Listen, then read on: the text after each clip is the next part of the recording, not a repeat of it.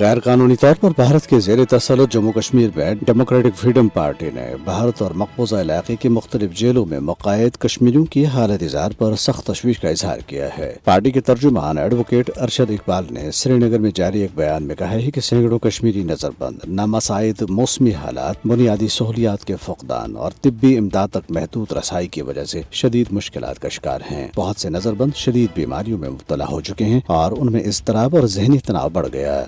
DAP के तर्जुमान ने इंसानी हकूक की बैनुल अक़वामी तंजीमों पर जोर दिया है कि वो कश्मीरी सियासी कैदियों की हालत इज़हार का नोटिस लें और उनकी रिहाई के लिए किरदार अदा करें। कुल जमाती हुर्रियत कॉन्फ्रेंस के महबूस रहनुमा शब्बीर अहमद शाह के वालिद निस्बती तवील अलालत के बाद श्रीनगर के एक अस्पताल में इंतकाल कर गए। शब्बीर शाह, जो इस वक्त तिहाड़ जेल में मुक़य्यद हैं, को उनके जनाजे में शिरकत की इजाजत नहीं दी गई है। रामबन कस्बे में एक नौजवान पुरअसरार हालत में मुर्दा पाया गया, जिसकी शनाख्त बानिहाल की रिहायशी 24 साल मोहम्मद मुजम्मिल शेख के तौर पर हुई है। भारतीय पुलिस का दावा है कि उसने इस वाक़े की तहकीकात शुरू कर दी हैं। लेह एपेक्स बॉडी ने लद्दाख से नई दिल्ली तक पैदल मार्च का ऐलान किया है ताकि सियासी हकूक समेत अपने 4 निकाती एजेंडे पर बातचीत के लिए भारतीय हुकूमत पर दबाव डाला जा सके। मार्च 1 सितंबर से शुरू होगा, जिसकी क़यादत माहौलियाती कारकुन सोनम वांगचुक करेंगी और ये 1000 किलोमीटर से जायद का फासला पैदल तय करेगा। सऊदी अरब के दारुल हुकूमत रियाद में मसले कश्मीर और सफारती महाज के उन्वान से मुनक़दा एक मुबाहिसे में मुक़र्रिरीन ने इस बात पर जोर दिया है कि जनूबी एशिया में देरपा अमन कश्मीरियों को उनका हक खुद इरादत देकर ही